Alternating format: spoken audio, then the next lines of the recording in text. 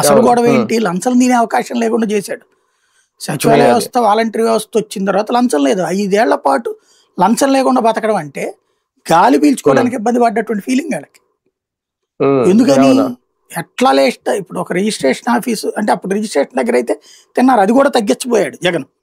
ఇది సచివాలయాలు పెట్టేసి ఒక రిజిస్ట్రేషన్ ఆఫీసులో రోజుకి 1.5-2 లక్షలు తినటం అనేది కామన్ అక్కడ రిజిస్టర్ స్థాయి అధికారి.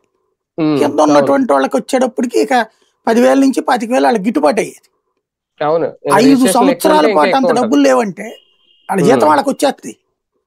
ఇవి లేవంటే అడిషనల్ బెనిఫిట్స్ అట్లాగే ఈ మున్సిపాలిటీలు, కార్పొరేషన్లు నేను చెప్పిన ఇట్లాంటి బర్త్లు, డెత్లు, ఇట్లాంటి సర్టిఫికెట్లు అన్నిటికీ ప్రతి దాంట్లో సంపాదన లేని వ్యవస్థ లేకుండా చేశారు ప్రభుత్వ రంగ వ్యవస్థలు.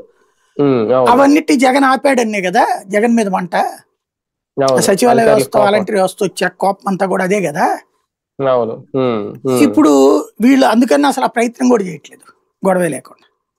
వాట్సాప్ గవర్నెన్స్ అంటున్నారు కానీ సరే చూద్దాం, రేపేదో 700-800 సేవలతో బాగు చేస్తాం అంటున్నారు కదా, అప్పుడన్నా పోయి సరిగ్గా వస్తుందని చూద్దాం.